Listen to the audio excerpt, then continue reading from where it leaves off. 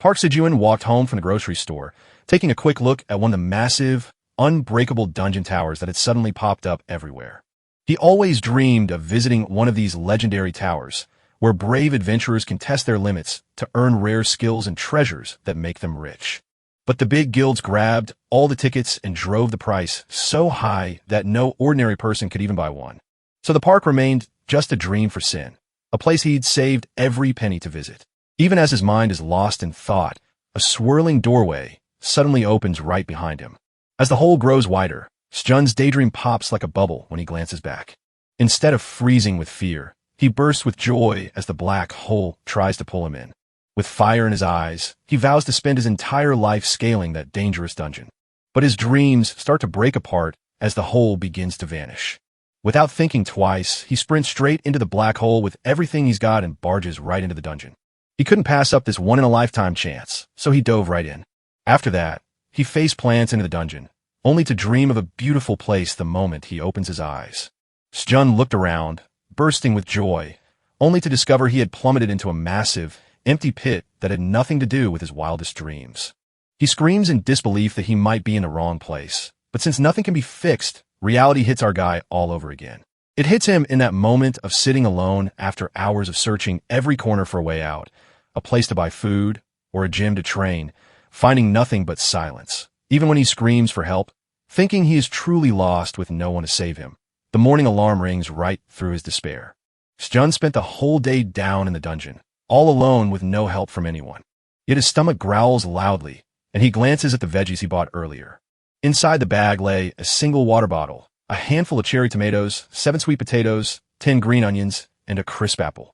After devouring an apple that felt like a perfect breakfast treat, followed by a raw sweet potato that was shockingly sweet and crunchy, our boy eats the decent meal and then lays down in the empty dungeon with nothing left to do. He thinks to himself that he can't stay here any longer. He must find a way to get food, or he will starve to death. Sjun is so desperate for rescue that he's ready to turn into a dry mummy right now. But his hopeful spirit couldn't be crushed by his dark thoughts, so he began planning how to survive in the dungeon by any means necessary. And viewing it as a land of miracles, he took a seed from the apple he had eaten, along with green onion roots, tomatoes, and sweet potatoes, planted them in the dirt, and gave them a drink of water. He looks so proud that he's sure he can stay alive until those plants finally give him fruit. He eagerly peered over the planted veggies, knowing they would be the only food keeping him alive in the wild. Suddenly, a loud noise from the dungeon startles Sin, and he worries that monsters might be there. To his shock, he watches a rare blue moon glow brightly over him. As the screaming grows louder and more terrifying, our guy fights a hold on as his body grows weak. Shocked by what he saw, he catches a glimpse of a black dragon soaring through the sky during the eclipse and thinks it looks amazing. But before he can even believe what he's seeing, our boy suddenly crumbles to the ground. Eventually, Sjun's phone alarm starts buzzing and jolts him awake. He snatches up his phone and stares in shock to learn he was asleep for 2 entire days. Shocked and in shock, he stumbled to his feet only to find his back aching badly while his entire body felt weak and worn out. As he sits by the towering plants, the pain in his body vanishes instantly, leaving him in awe that the tiny green onions he planted 2 days ago have exploded into such massive giants. He wondered if something in the dungeon had changed how the plant grew, since he'd seen on TV that plants act differently in new places. Our boy checks on the new tomato sprouts popping up from the dirt, then cuts down the green onions blocking the sun, takes a crunchy bite, gets burned by the intense heat, and immediately plunges his face into the water stream to cool down. Our guy was shocked by how punchy the green onions were, since they were twice as spicy as usual, so when he got a craving for heat, he finished the whole bunch. He munches on his leftover cherry tomatoes, but the next scene reveals a strange truth.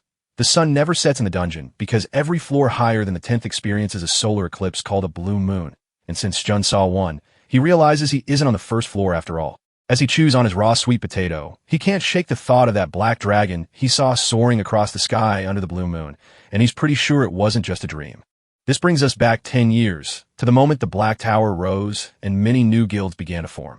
One guild, the Mighty Phoenix that recently conquered the 37th floor, stand apart from others who keep the secrets of the 31st through 37th floors locked away as top secrets. But since the internet only lists monsters for floors 2 through 31 to sell tickets, Sejun realizes no one has ever seen a dragon there. So he looks up at the sky and wonders if he's stuck on the impossible floor that even the strongest warriors can't reach. Just as he is lost in thought, something drips onto his face and breaks his concentration. Believing a storm might be coming, a small creature steps out of the dark dungeon. Suddenly, a tiny bunny peeks out and jumps right at him. A drooling bunny floats over his head, zooming straight for the green onion plants. Sejun knows he's no ordinary bunny, so he snips a green onion plant to feed to the cute little bunny. While the bunny munches on a plant, our boy checks his now tall green onions and feels so proud he wants to trim them twice a day. As he chews on his vegetables, the adorable bunny seems to be talking, as if a friend has joined him to feast on the farm's crops. A bunny dressed like a cool ninja in a hat and apron carrying a watering can leaps into the cave, looking like a funny team of farmers has come to help. Our poor boy stares in shock as he realizes the bunny couple has found love while he remains utterly alone in the dungeon. The sun shines bright over the cave while the plants grow strong, and a cute bunny pair happily chops onions and waters them while singing together. But our lonely guy just watches them with a smile until he suddenly realizes they want to move in, leaving him shocked and unsure if he wants to let them stay. But the bunnies refuse to leave and hatch a clever trick, staring at Sin with their big, sparkly eyes and cute, fluffy faces until he can't help but fall for them. Our kind-hearted guy couldn't resist how cute they were, so he finally said yes to their request. But he decides to ask for something in return and won't let them stay for free. So he asks them to help farm while the bunnies water the plants and cut the green onions, and since farming is their job, they happily agree. The bunnies' sudden, frantic joy as they leap for Sejun, wrapping him in an adorable hug that melts his heart, turns out to be their ultimate trick to catch him off guard. He feels tricked by the sweet cuddles but hides his true joy, and later he watches the bunny duo get back to work while noticing the strange equipment they use.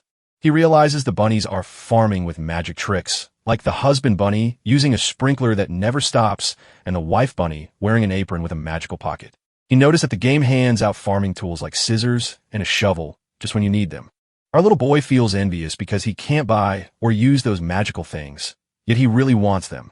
While the bunny couple wraps up their farming chores, Sjun comes by to check their progress. Sejun watched as the cherry tomato leaves raced ahead while the sweet potatoes stayed stubbornly asleep, wondering if the bunny's magic was to blame, and then the adorable pair looked up with big puppy eyes and begged to stay. Our fella shouts that he passed the test, and the bunny's joy soars through the roof as they cheer wildly. Shortly after their party ends, the bunnies dive to the cave wall and start digging into the dirt. While the wifey bunny weaves a pretty flower wreath for their tiny door, the hubby bunny is busy building a small, beautiful home for them both. Shun stared at the tiny home and praised her husband for building it in the blink of an eye. She quietly crept up behind her husband, tapped his shoulder, and grinned mischievously while knowing they needed some quiet time alone. The wife bunny pulls her husband in the tiny house, while our boy Sejun nervously wishes him luck as he secretly feels jealous and cries on the inside. But he feels better knowing he's not alone, and he's thrilled to let the bunnies help him farm in the cave so he never gets bored. He calmly lies down on the soft, plush green onion plants, ready to get comfortable. Smoke started rising from the plants. Sejun suddenly jumps as his back gets too hot and bursts into flames, making him lose his nerve. The boy dives to the ground and spins around like a rolling pin to put out the flames.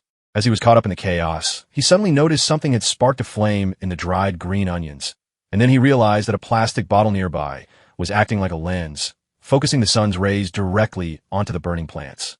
When a brilliant idea flashes in Sejun's mind, he suddenly shifts into acting like he's filming a survival guide, dramatically claiming that surviving inside the living Black Tower is the hardest challenge he's faced, even though he refuses to quit. He proudly shows off his water bottle and dry green onions, then acts like a science expert by using the bottle to focus sunlight on the leaves to start a fire. But after all his hard work just creates smoke, he finally gives up in frustration. Our boy sits there, looking as worn out as an old hat, sighing over every mistake he thinks he made while everything feels lost. Just as he was ready to quit, he saw something strange moving inside the plant. With a sliver of hope to start the fire, he wakes his power up one more time. Suddenly, the bunny couple steps out of their tiny home with a burst of energy, only for the wife to give a cheeky grin while dragging her nearly exhausted husband behind her after she'd clearly drained him of all his strength. Sejun stares at his struggling friend, who is blowing hard on the dry leaves but still can't get the fire to catch. While the bunnies swoop in to help, Sjun asks the big bunny to blow hard through a green straw, and with hope in his heart, Sjun grips the bottle tight, straining every muscle until the dried leaves finally burst into a huge flame, making him jump for joy. With the fire roaring hot, Sejun stands calm and steady as he tosses the green onions into the flames. He grills his green onions, feels as happy as ever, tosses off the charred skins, and takes a crunchy bite of the perfectly cooked treat. The moment he takes a bite, a chill runs right down his spine. The once spicy green onions now tasted sweet, and as he ate his hot meal, the joy in his eyes matched the wild, horse-like surge of flavor dancing across his tongue. You know, his imagination is pretty wild, but we'll just go along with it, because our guy finally got to eat a good meal after so long. The bunnies peek at Sejun eating, get curious, and start roasting their green onions, only to get instantly hooked on the sweet, delicious taste. As Sejun's diary entries went on, he finally sat down to eat a hot, fresh meal all the way to fullness before heading to sleep in the dungeon for the first time in a while.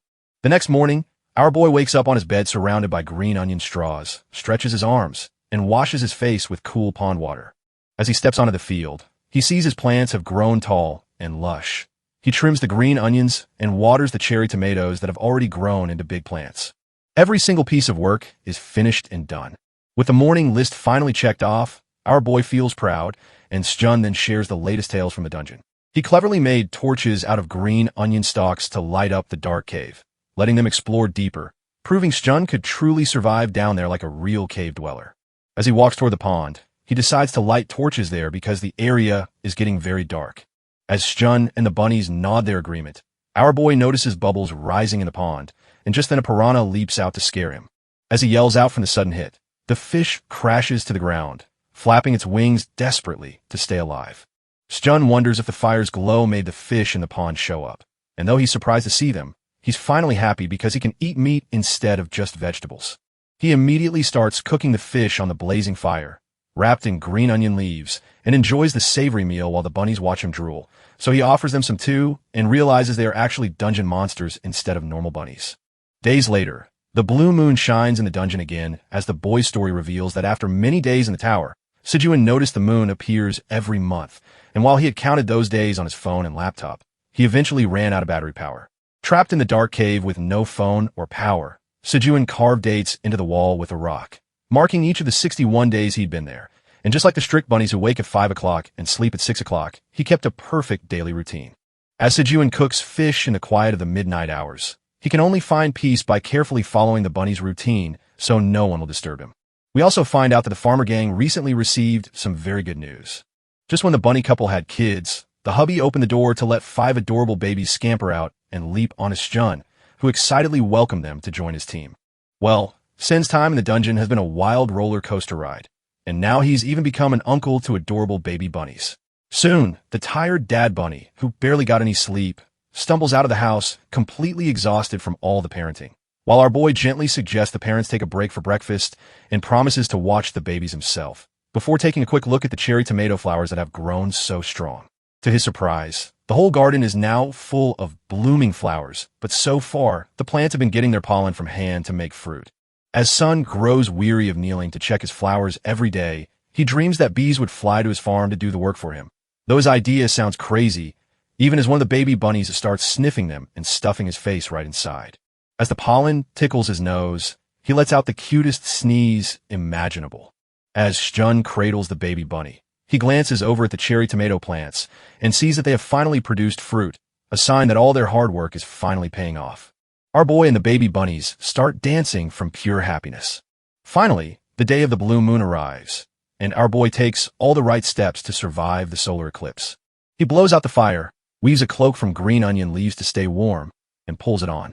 He glances up at the sky, waiting for the eclipse to start, while the bunnies rush inside to wave goodbye, thinking it will be easy, but our boy just hopes he can survive the blue moon and make it out alive. Soon, a terrifying eclipse will blot out the sky as spooky whispers fill the dark dungeon. This guy hides in the cave's dark corner, feeling nervous. As the blue light floods the cave, Sejun cowers in the corner, muffling the terrifying noise with his hands while feeling utterly drained, hoping that his hasty cleanup will keep the stench from ruining his escape until the blue moon finally stops and the endless eclipse ends. But as the howling grows closer and he begins to shiver, a loud crash echoes toward the cave, promising no easy safety. Frozen in fear, he wonders where that terrifying roar is coming from, only to realize a giant red beast with razor-sharp claws big enough to tear a man apart is marching straight toward the cave. It turns out an aggressive bear is standing high above the cave, watching Sejun right below. The moment our boy catches a glimpse of the monster, his heart begins to hammer against his ribs. As the red monster spots him in the cave and fixes him with a deadly stare, tension fills the air. Our man shakes with fear and hides in the corner. But just as the bear is about to spot him, Shun bravely scoots over with steady steps, only to have his bag crash open the moment he tries to grab it. His laptop, cherry tomatoes, and water bottle crash to the floor, and since Sejun has nowhere to run, he just stares in terror, feeling completely doomed. As he gazes up at the cave entrance, our boy watches the bear attempt to jump inside. Our boy screams with his mouth wide open just as the monster crashes into the cave, leaping toward him with big fangs, making it look like the red bear found a fresh meal, until Shun is found blacked out on the floor where the bunnies gather around him, and the wifey bunny wakes him with a mighty slap to his face, startling him as he screams like a maniac, and his mind immediately jumps back to the moment he almost got killed by the bear. Sage must have been out cold for ages, because every part of him is hurting so bad. Remembering the time the beast jumped out of the cave and nearly killed him sends shivers down his spine. As a chill runs down his spine and the bunnies tend to the fire, while Shun wraps himself in a cozy blanket of green onion straws, a bunny couple joins him to cuddle and keep them all warm and safe. By the fire, the bunny wife cooks a fish for him. While eating his fresh meal, he wonders if the red monster sensed him here or fled from another. Maybe even got stuck at the cave entrance, since that beast could have easily killed him, yet he survived, perhaps saved by someone, but he fears this same tragedy could happen again and cost him his life. Holding his half-eaten fish, he gathers his optimism and feels proud of how far he's come in the dungeon. So he decides not to give up, lifts his spirit to eat well and survive, while the bunny signals him, trying to tell him something important. As they all walk toward the farm, they spot a giant blue tomato. Shun laughs at how quickly the blue tomato grew, then curiously pops it into his hand. All of a sudden, a screen springs up right before his eyes. It looks like the blue tomato Sejun picked is glowing with blue moon energy. At first glance, he sees a message from the black dragon who runs the dungeon, telling him that the dragon is watching, frowning, and proud of his amazing feat. As Shun struggles with his confused feelings, the dungeon boss whispers a dark secret he never knew. The admin calls him an uninvited guest who was never meant to exist in the dungeon, shattering his world and crushing him with the thought that his entire journey was a mistake. Realizing he was so obsessed with raiding that he dove straight into the black hole of his own choice, he soon snaps after 30 days of hard farm work, furious that his effort was in vain and demanding to be sent home. After a pause, the notification pops up again and the dragon forces him to kill himself to erase the proof of the admin's error. He screams at us through the screen, saying he can't leave his farm now that he's doing so well. After calming his nerves from getting too worked up, our friend receives a new message that isn't about killing, so the dragon decides to help him awaken. All around him, the world turns magical, and Shun stands stunned by the incredible news that he has finally been awakened, marking a huge victory for him. But their job isn't done yet, because the administrators then give him a new position to take. With wide, shiny eyes, he gazes at the screen, dreaming of becoming a wizard because he's so smart, but the admin bursts his bubble by assigning him to be a farmer instead. Things get worse when the annoying dungeon dragon starts listing his weird traits, like refusing to get sick, hating nature, and making money by farming crops. Left staring in disbelief, he is now officially a farmer with a fate already sealed. And when he checks his status screen a moment later, it confirms his talent as nothing more than an ordinary guy. He imagines himself as a regular guy who cleared a dungeon on TV, proudly admits he's just a farmer, then snaps back to reality and screams in disbelief at how silly that scene was. Overwhelmed by his feelings, he tries to smash the blue magic tomato on the ground but stops when he sees the bunny gang staring at him in shock while throwing a tantrum. Our friend looks at his farm, where his hard work keeps a blazing fire burning to cook meals, and realizes how far he has come just surviving and exploring this dungeon. He gazes happily at the farm, deciding if he should spend the rest of his days tending to the land. While that happens, another pop-up appears on the screen sharing secrets about the magical blue tomato, a tasty, nutrient-packed fruit grown by Sage Park that boosts your magic by 0.05 points forever whenever you eat it. After our friend confirms that his blue magic tomatoes will slowly boost his stats, Son proudly shows off his hard work on the farm and thanks the helpful bunnies, all while a dungeon dragon sneaks a peek at him through the screen. It looks like it's up to something bad. Just as things are unfolding, a new quest arrives for Son. He must give a magic tomato to the administrator to earn occupational skill, or else he will die, revealing that the administrator intends to eliminate him and cover up their own mistake. Our boy reads the quest, freezes in horror at the deadly consequences, and starts to wonder if he's truly facing a life or death choice, only to panic more as a new task appears, making him feel like the game's boss is trying to threaten him, until that overwhelming pressure finally breaks him and he agrees to the terrifying demand. Giving in, he bows his head in respect and offers the magical cherry tomatoes to the screen. The tomatoes zoom right through the screen, and our boy finishes his quest. So relieved he almost forgets to tap the reward waiting for him, while he wonders just how generous the admin is, only to find out his new power makes his seeds sprout much more often.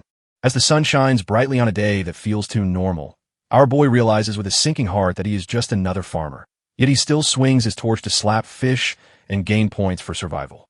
After Shun takes out 5 piranhas one after another, he gets 10 XP rewards. The boy tells how learning to wake up helped him level up by earning points from fighting piranhas to survive. Wanting to save the piranhas from extinction, he skips hunting for points and instead prepares a delicious meal while inviting the bunnies to join him. As the baby bunnies dash toward him, he splits the fish among them since they grow hungrier as they get bigger and gives 2 cooked fish to the bunny couple. While our boy enjoys his tasty meal, he discovers a secret. The bunny couple are actually rare white farmer monsters from the dungeon, hidden from the real world because nobody knows about them. Sejun wonders how the farmer bunnies got trapped in the cave after losing their farm and dreams of finding a way back home. The fact that he and the bunnies can't understand each other makes him wonder and wish he could talk to them.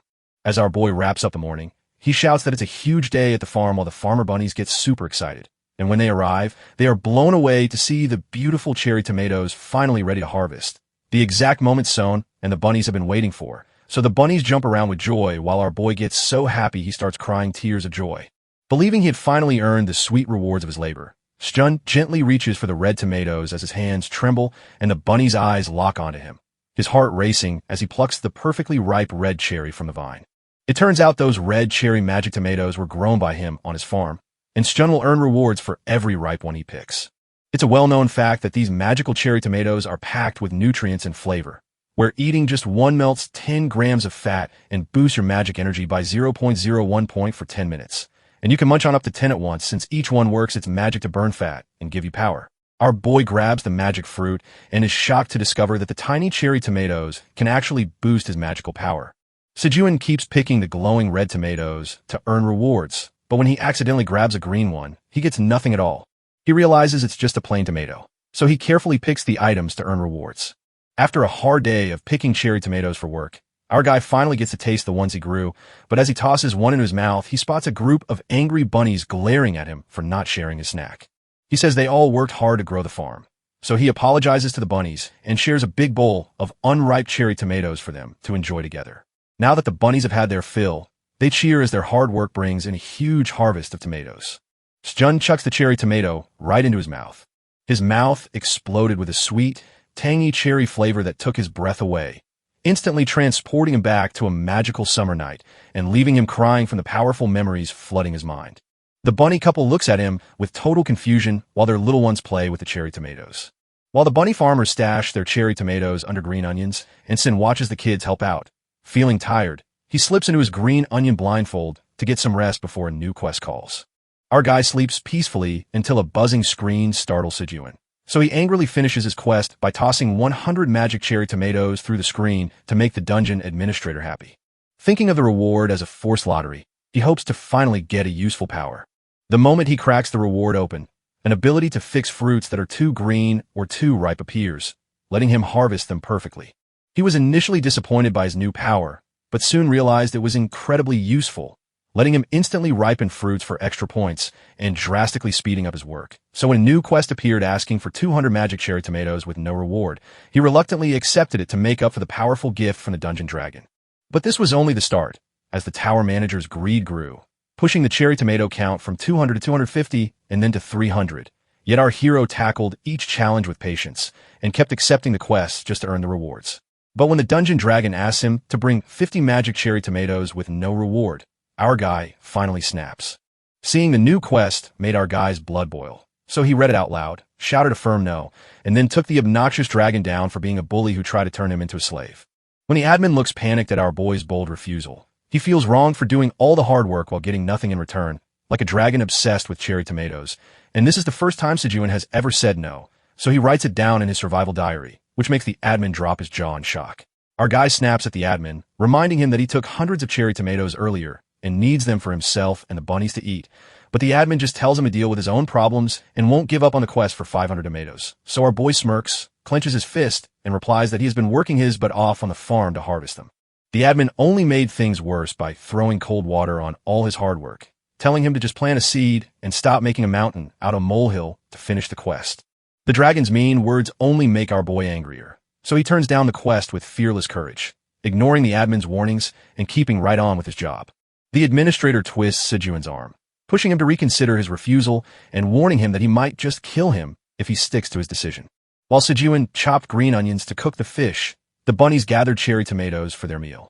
As the admin keeps trying to force our boy to give up his hard-grown fruit, Shun gets so angry that he stands up to the powerful tower manager, who thinks his orders are law, and finally shouts out the truth that the so-called dungeon boss is nothing more than a heartless corporate villain who doesn't see his hard work as anything but free labor. The dragon can't take the harsh truth our man just spoke, so the admin is stunned and snaps with angry sparks. Sin munches on his cherry tomatoes and teases the dragon, who peeks at him through the screen. When the admin goes crazy, seeing Sejuan munching on cherry tomatoes alone and threatens to kill him for not finishing his quest, our calm friend just keeps eating because he doesn't care about that rude boss anymore. To stop the angry admin from losing her mind, Sejuan hands over 5 cherry tomatoes and promises to bring the rest later since there aren't enough left for the bunnies. The dungeon boss finally decides to forgive our hero and let it slide, accepting the cherry tomatoes as an apology, because even a powerful tower manager needs to learn humility. As the screen fades away, Shun quickly hides his mischievous grin while realizing the admin is easier to reach than he expected and the dragon might actually be trying to apologize. After 91 days in the dungeon, Sentin hides in his cave corner with a blanket and earmuffs, nervously biting into a tomato as the feared blue moon rises to make his plant sparkle with magic. Filled with wonder, he gazes at his cherry tomatoes as they bloom under the blue moon's power and quickly turn into fruit. As the light hits the sweet potato plants, they start to shimmer and their leaves turn a bluish color. Sejuan dashes to his plants, digs into the earth, and marvels at the ripe blue sweet potatoes he finds, knowing that these mighty, dungeon-grown roots are packed with blue moon energy that boosts his strength forever while tasting delicious. He happily digs up his sweet potatoes for a reward and then snatches a glowing blue cherry tomato. With a blue sweet potato in one hand and a blue cherry tomato in the other, Shun beams with pure joy, feeling like he's just conquered the whole world. But his joy is short-lived because a new quest soon lands in his lap. Knowing how stubborn the admin is, the quest demands we offer her a mighty sweet potato and a magic cherry tomato with no reward, threatening to kill her if she refuses, which is pretty crazy since she's clearly abusing her power just to satisfy her own cravings. When the hero gets 2 quests at once, he plays it safe, finishes his job, and hands over a basket full of cherry tomatoes. The admin is pleased that the orders are finally being followed, but then he starts complaining that the cherry tomatoes aren't enough and warns him to bring more next time. So he promises to give the rest later while asking for more time. After tossing a blue cherry tomato into his mouth and falling in love with its sweet, tangy taste that reminds him of summer fireworks, our eager boy immediately starts steaming sweet potatoes, wrapping them in green onion leaves since he has no foil to use. Sin can't wait any longer and jumps around in excitement as he watches his sweet potato slowly cook. When the blue moon fades away, the bunny gang steps out of their house and stares at him in total confusion. He happily invites the bunnies to join him and munch on the sweet potato packed with blue moon power. The bunnies stare in awe at the sizzling, perfect sweet potato, but their daddy bunny turns his nose up and won't take a bite. The bunny acts like a real man and tells Sejuan he must eat the last sweet potato alone, since there are no more left to share.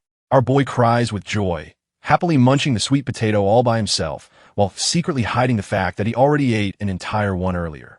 As Shun takes a big bite of his hot, freshly cooked sweet potato, the steam burns his tongue. Just as he tosses the sweet potato into the air, the bunny sees the chance to munch on the delicious treat while the tiny ones spit out their super hot bites. That poor boy feels terrible for having lost his dinner. After a blistering showdown over dinner, Sejuan finally wraps up the long day by writing in his survival diary. A fresh day brings fresh adventures as our boy announces they'll plant sweet potato stems for the baby bunnies to munch on. He makes the bunnies eat only sweet potato leaves for now. As the sweet potato vines grow fast and become the bunnies' favorite snack, the little ones start to panic. To get the bunnies to listen, he promises the kids sweet potatoes for dinner and a special snack if they stop eating stems and help him plant them instead. Sin is quickly growing his farm by planting stems that shoot up fast, and he tricks baby bunnies into doing the work with irresistible snacks that turn into a trap. With the baby bunnies hard at work, they start planting the stems. Meanwhile, the bunny wife, wearing a cute apron, snips green onions. Shjun tells her to save one green onion leaf for its seeds, while the hubby bunny waters the stem, and the whole bunny team digs up the soil and plants the stems like experts because they're the children of a white farmer bunny. As a baby bunny can't resist munching on a stem, the daddy bunny gives him a sharp whack for breaking the rules. Shjun nods to daddy bunny, admitting that he's been a great dad for keeping his family in line. Meanwhile, our boy picks the magical cherry tomatoes into a woven basket, earns his rewards, and levels up to 8 as his job grows. After finally stopping to harvest, he starts making snacks for himself and the bunnies as promised, while the admin quietly peeks over to see what new treat he's cooking up this time. As Sejun spins around, he grabs the sneaky admin who was creeping up on him from behind. He gets the special snack ready and calls the bunnies to join him for a meal. The bunnies scramble toward him as he hands over skewers of clean piranha bones slathered in barbecue sauce, turning the sweet fruit tender and full of flavor. The bunnies gobble up their delicious snacks while Sin calls them perfect on-the-go treats, and soon they've stuffed themselves full enough to start digging for sweet potatoes. As he pulls up 15 sweet potatoes, he realizes their power has grown 5-fold, turning these mighty, nutrient-rich roots into a treat that melts away 10 grams of fat and boosts strength for 10 minutes for those awakened, while for others, they simply aid digestion. He looks at the other stems that haven't grown yet, sows them himself, and learns something important. Just as he got his reward notification, our hero realized that to earn more, he had to plant every single thing himself to build up familiarity. He desperately yells at the bunnies to halt their work on the stems, declaring that he will handle it all on his own. We are whisked to the next scene, where the dungeon dragon sits cozy in her home, roasting cherry tomato skewers over a huge, roaring fire in her hearth. As she munches on those oddly tasty tomato skewers, discovering they're bitter on the outside but sweet within, she peeks at Seinen through her magic crystal ball. The dungeon admin's face darkens with rage when she spots Shjun laughing and eating sweet potatoes with the bunnies, all without her. We learn that the dungeon is run by Aelin Pratani, a mighty black dragon. While the farmer gang gnaws on sweet potatoes, our boy gets a grudge-driven new mission sent to him by Aelin. The admin, furious at the delay and threatening to kill him, demand a roasted sweet potato right now. With just one roasted sweet potato left, Sejun acts clever and asks for a reward in exchange. After taking a second look at the quest, Alien sends back his revised offer. 1 sweet potato for the price of 2 new skills he can use. Our boy looks happy after solving the puzzle, which lets him enter the seed shop. After getting his reward, Sin unlocks a special ability at the seed store that lets him buy products there once every 30 days.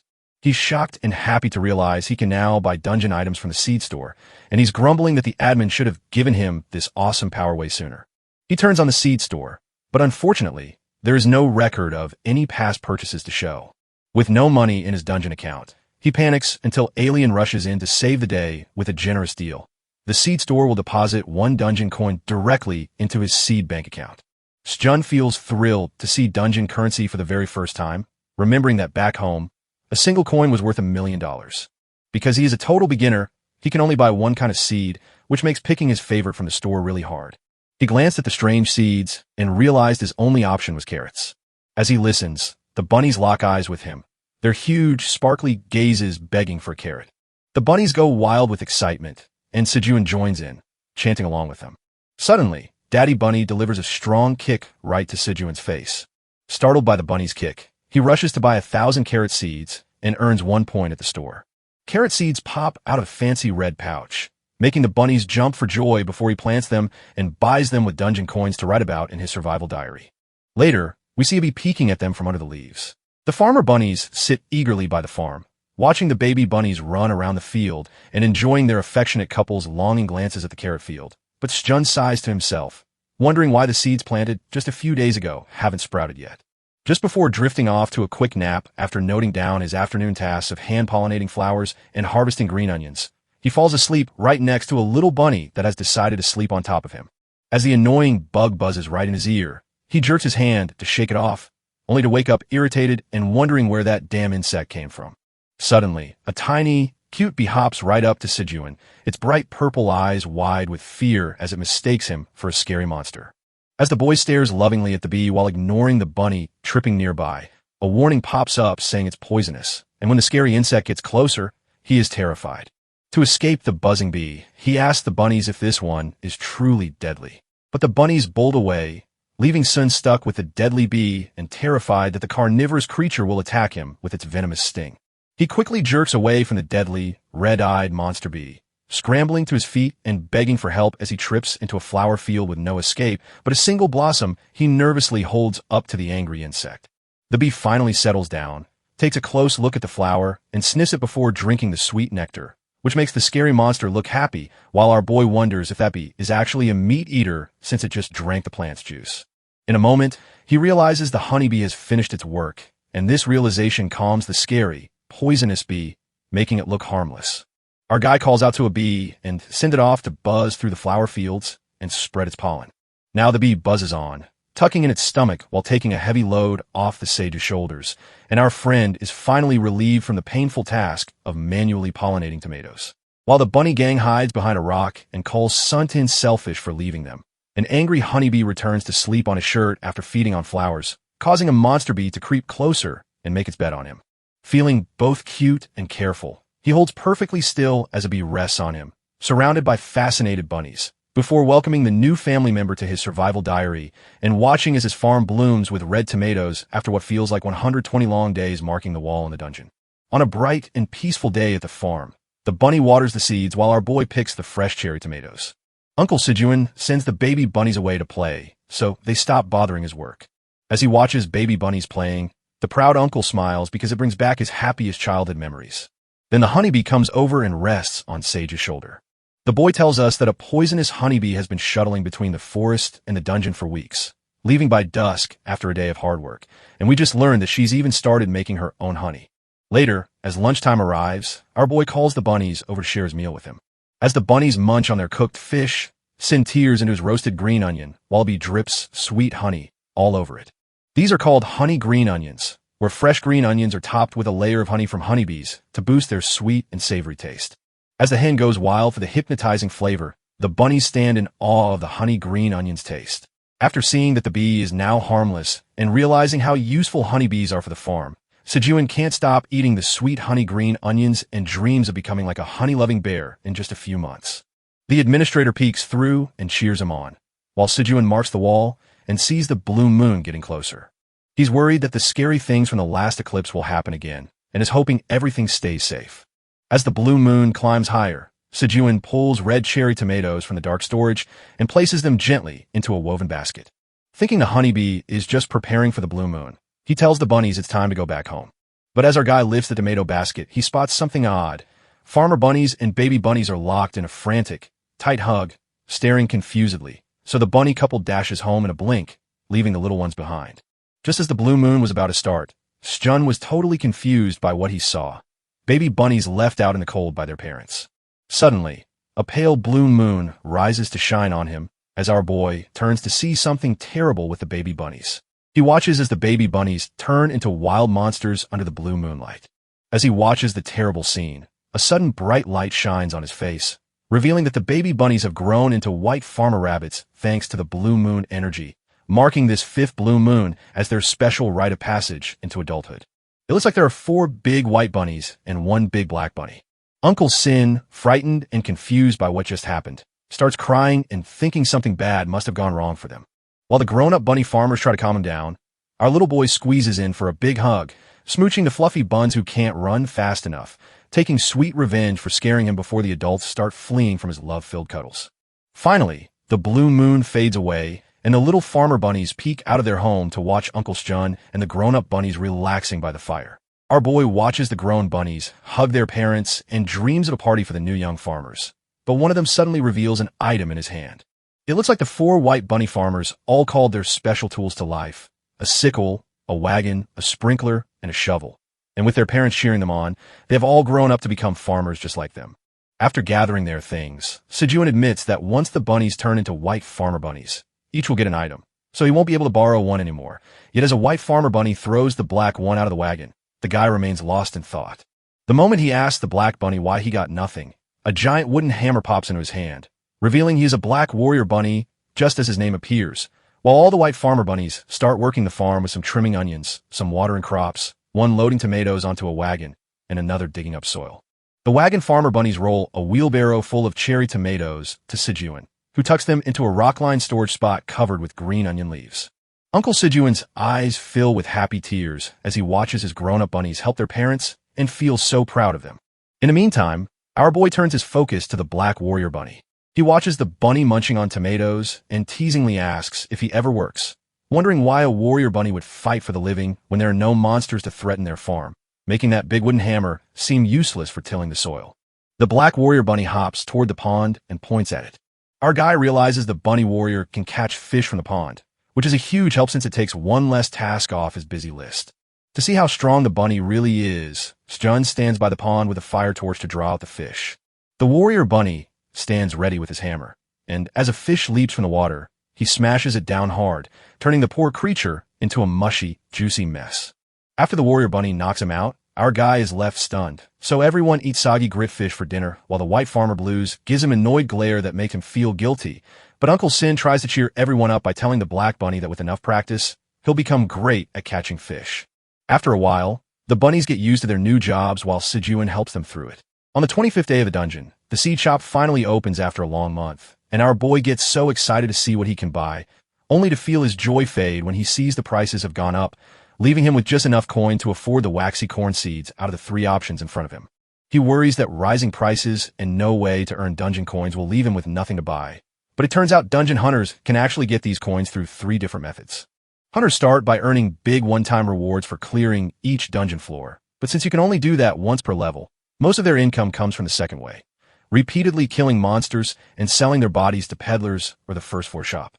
The final way to make money is by completing quests, where the rewards change depending on the task.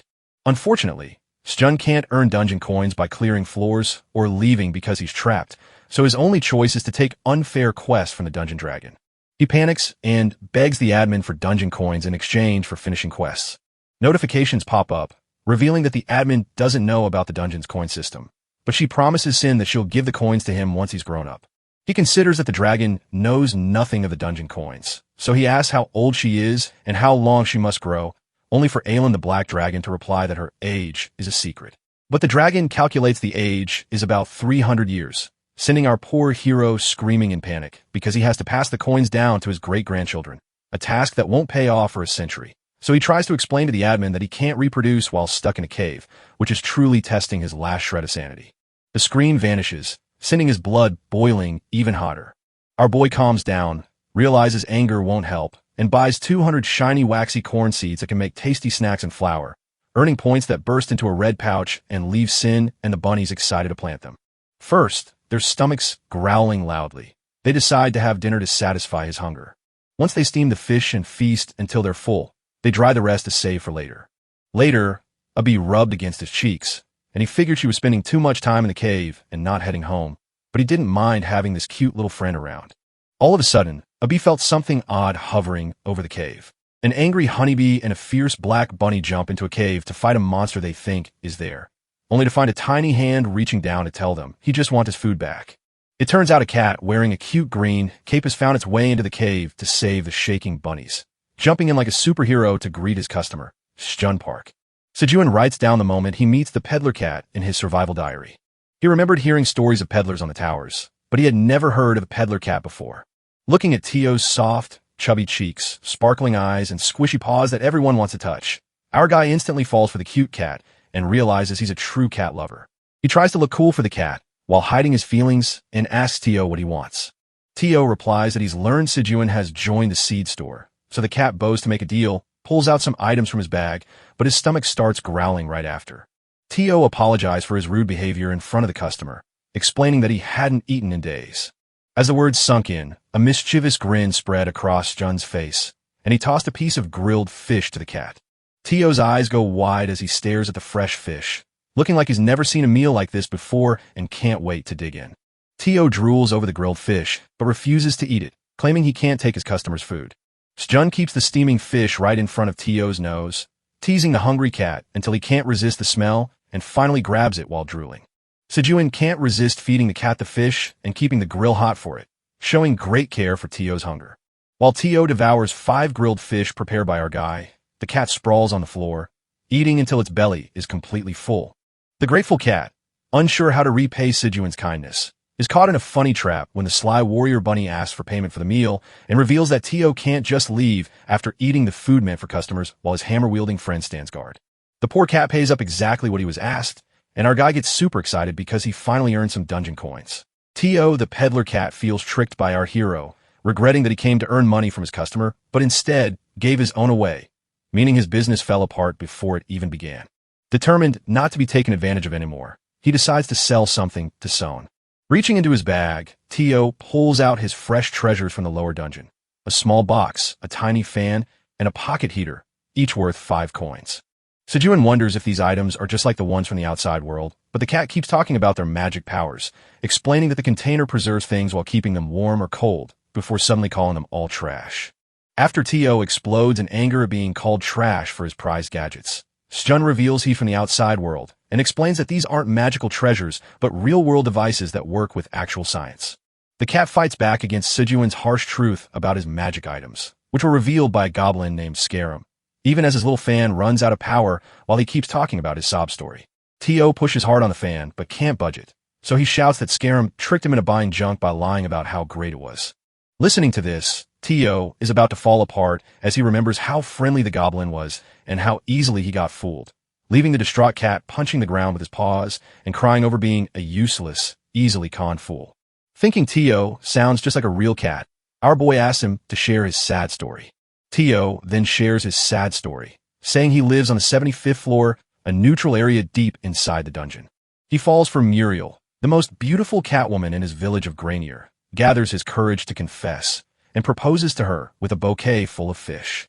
After asking her to be his girlfriend, Tio is shocked when the pretty gray cat Mariel, dressed in blue, sniffs the cheap fish bouquet and flings it with her claws, ruining his hours-long gift by calling it smelling like minnows, which offends Tio until a fancy black cat named Orn arrives with an expensive salmon that instantly wins Mariel's heart. Tio screams that Meyer hates fatty fish, but his words fall on deaf ears while his pride takes a sharp hit. After getting rejected in the most humiliating way, Tio feels completely defeated while Orn and Mariel happily walk off to enjoy salmon steak at his house, leaving the heartbroken Tio to realize he dodged a bullet with a money-grubbing cat who deserves so much better than him. But it doesn't end there, because Tio follows them and takes Mariel's hand, holding on tight and refusing to let go. Tio starts putting on a dramatic show, reminding Mile of their past, and asking if those memories meant nothing to her. But then he snaps back to reality and jerks his hands away, only to reveal that she just smiled at him because he kept following her everywhere, and he further humiliates her by telling her she hates a poor cat like him who smells of cheap minnows. As Tio heard those terrible words, he broke down and cried. Honestly, that cat is completely delusional, imagining a whole romance just because a pretty lady gives him a smile. The story moves to today, where Tio finishes his sad tale by explaining that after losing his beloved Meryl to a wealthy rival, he left home to get rich as a peddler so he could prove himself and win her back, leaving his friends stunned and silent after hearing his heartbreaking journey. The poor cat spent his life savings of 50 dungeon coins to earn merchant status, only to be tricked by a scary goblin into buying worthless junk for his last 5 coins. Tio tells the tale of his scam and the evil goblin, starting in a bar where a black bunny woman in stylish clothes is pouring drinks. The goblin tricks him into sharing a secret, revealing that the items he carries can be sold for a higher price on the upper dungeon floors where people collect them for fun.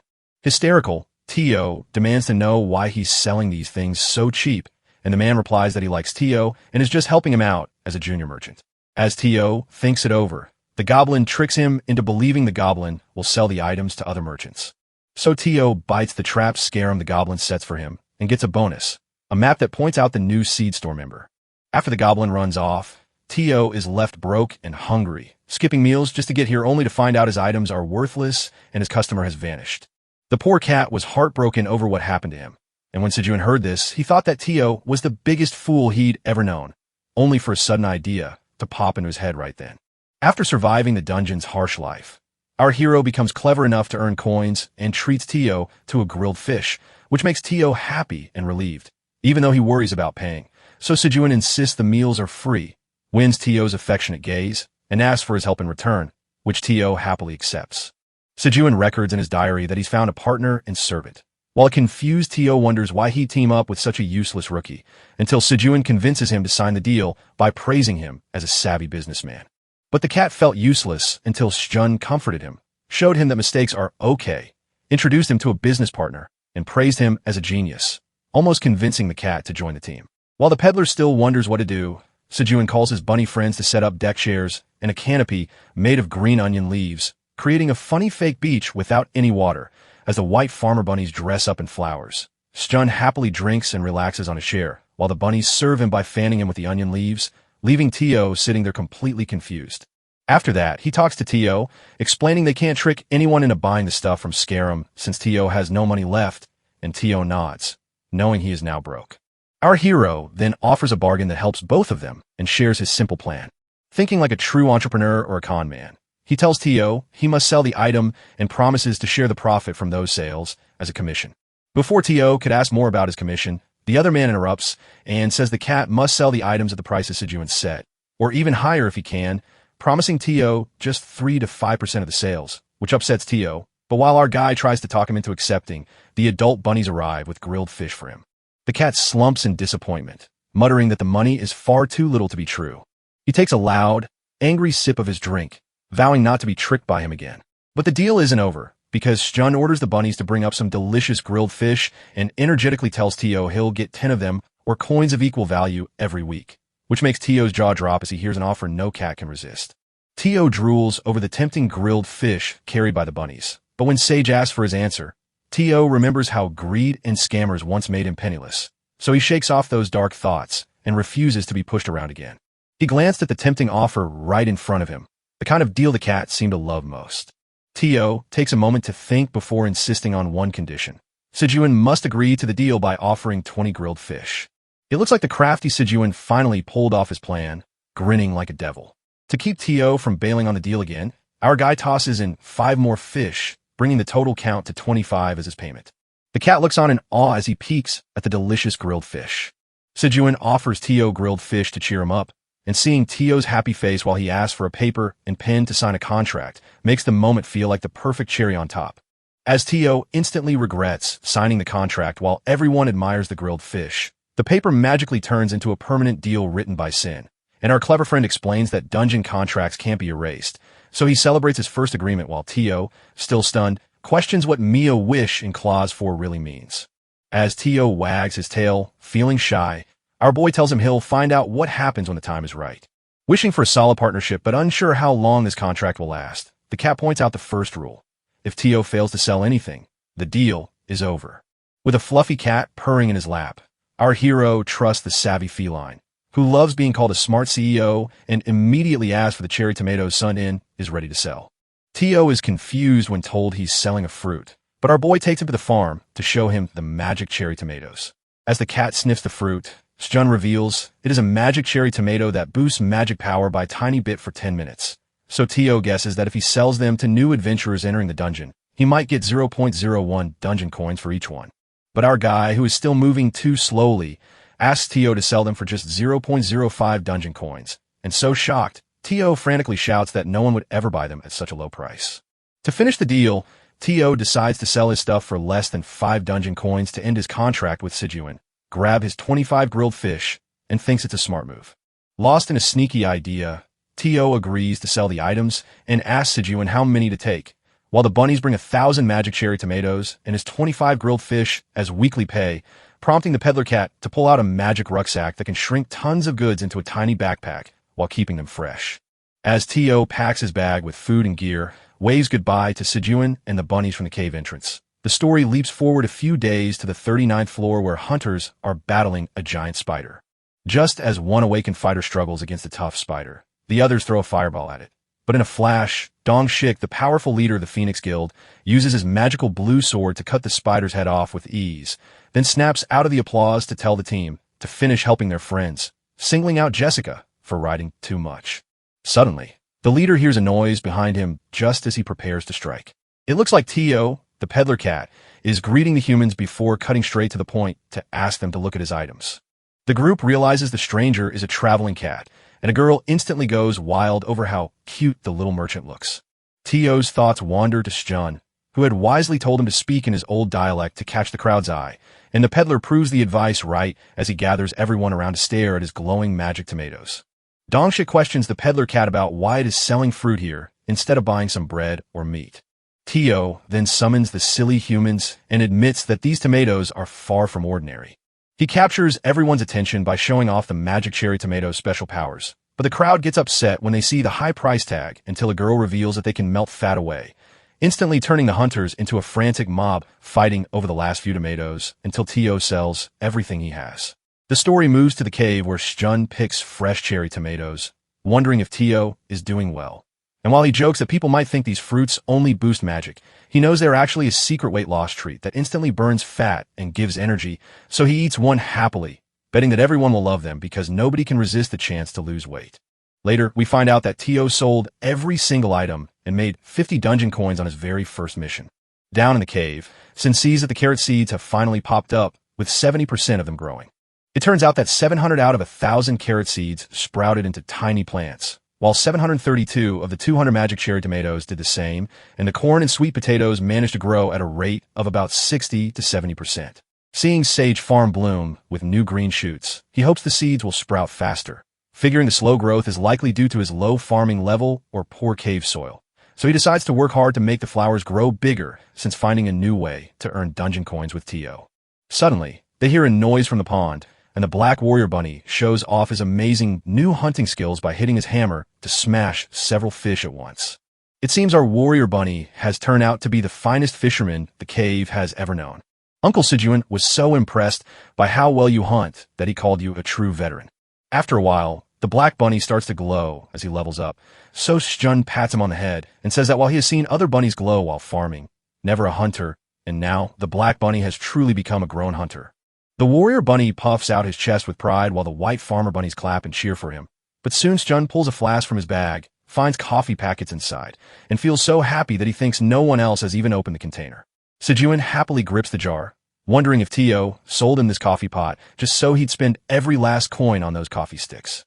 Still, he thanks Tio for leaving the container behind and makes instant coffee with nothing else around in the dungeon.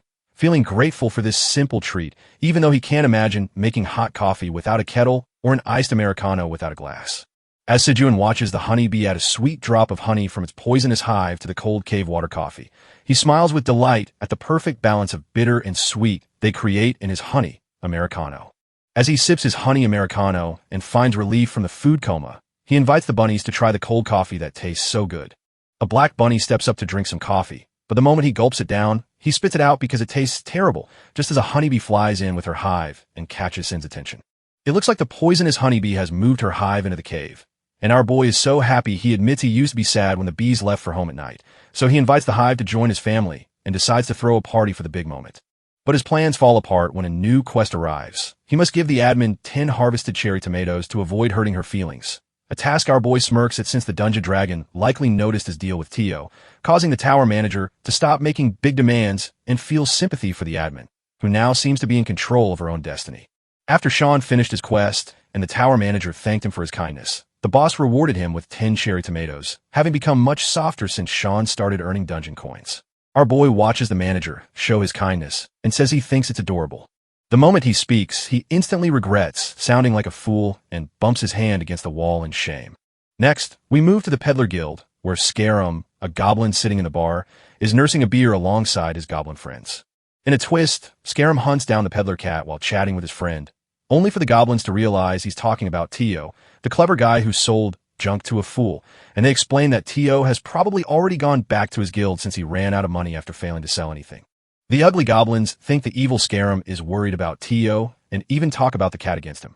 So they scheme to trick the poor cat once more by offering him more chances and loans over a glass of milk, while Scarum grins like a devil and plans to watch the peddler cat struggle to pay back his huge debts and growing interest. Scarum has a wicked plan to make Tio his slave for life, and the other goblins cheer him on as a genius while sending them to hunt down the fool Tio, since he is the perfect kind of sucker to find. As Scarum pours the last of the drinks, he checks his sales list, beams with pride at landing in the top 999 while his friends don't even appear. Scarum ends up on the list by tricking honest, gullible sellers out of their money. He then finds his target, and to his shock, he sees that Tio's name is ranked 982nd with sales of 50 dungeon coins. Boiling with anger and confusion, Scarum stares in disbelief at the amazing success Tio has achieved, while his goblin friends whisper in shock that the cat he planned to destroy has now sold more than him, driving Scarum to slam the table in furious jealousy. While Sejuan and the bunnies keep busy on the farm, Tio returns triumphant after his mission. Our guy shouts at Tio, asking where he's been, and the cat apologizes by promising to rush back next time he sells his wares without wandering to other floors. Our guy can't stop laughing as he asks Tio if he's on vacation, and Tio admits he's only had 4 days off since he sold his magic items. Sjun checks on Tio, noting the 10-day wait to hit level 30, but questioning why he took 4 days off after selling, only for Sjun to secretly realize that Tio managed it in just 14 days because he must have sold out the moment he reached the stairs. Sejuan pats the cat's shoulder and asks Tio to explain everything in detail, his face twisted into a strange grin. As Tio explains how he sold out the magic tomatoes with just a few words, our boy finds it funny until Tio hands over a bag of dungeon coins, prompting Sejuan to thank his intern and give him 2 coins while joking that the reckless EO needs a vacation before returning to the top with a 5% raise. While they talk, Sejuan realizes the cat is speaking in a rough, grainy voice, and Tio explains that he kept his accent because people love it and it helps him catch their attention. After that, our friend gets excited because his name is finally going to be known by everyone in the dungeon. As Tio's head spins from what he just heard, he blurts out a confused question, but Sejuan leans in to reveal that the special window shows the tomato grower's name, which will soon make him famous to everyone in the dungeon. Learning this new secret, Tio panics as he realizes his dream of fame is blocked by a hidden rule that forces rookie merchants like him to keep their suppliers' names a secret to protect their young businesses. After deciding to keep this secret from Sejuan to avoid getting angry and risking his job, he resolves to stay hidden from the truth. Anxious Tio tries to hide the truth while begging for tomatoes and leave for his next job, but our hero refuses to leave until he gets paid for the week. Tio quickly snatches the cherry tomatoes from the wheelbarrow and tosses them into his rucksack. Tio finds just one way to bring the grower names back: save up 1,000 dungeon coins and upgrade to the intermediate peddler. As the Black Bunny watches Tio with suspicion, Sejuan quietly leaves the cave to sell what he has worked hard for. Later, Dongik, the head of the Phoenix Guild, talks with his team. While they chat, Dongshik's phone buzzes with a sweet message from his daughter, who shares how much he loves him and how jealous her friends are of his weight-loss cherry tomatoes, and as tears of pure joy stream down his face. The group asks if he's okay, only for him to take a sip of coffee and admit that his usually grumpy, diet-obsessed girl just told him she loves him. Dongshik admits he only bought 20 magic tomatoes to share, wishing he'd bought more since his daughter loves them so much, while a member asks if he got them from a peddler and laments that girls and women are obsessed with losing weight, only for another member to prove that love can conquer all by showing off a picture of his crush becoming his girlfriend after he gifted her those tomatoes. One member shouts that he still has some magic tomatoes, causing the others to panic and beg him to sell them, while another jumps in offering 1,000 to buy them all, proving everyone has gone crazy over these magical fruits that seem to be the easiest way for men to get girlfriends. After the announcement to march to the dungeon's 38th floor, the guild members hesitate, reminding Dongshik that the leader already sent a summons days ago, while Jessica arrives on the scene in her tight-fitting outfit alongside 2 other girls. She's trying to hide that she's here just to buy tomatoes. She agrees to team up with Dongshik and head into the dungeon. As Dongshik and the girls head on their way, he decides he'll buy those magic tomatoes to be the hero his daughter needs, and it looks like buying cherry tomatoes is their secret goal. The next scene drops us into the dungeon, where Tio stares at the idea of earning 1,000 coins, convinced it sounds way too good to be true. Believing he can carry 1,500 tomatoes in one trip, he figures that making 10 round trips to sell them will finally bring him the money he wants.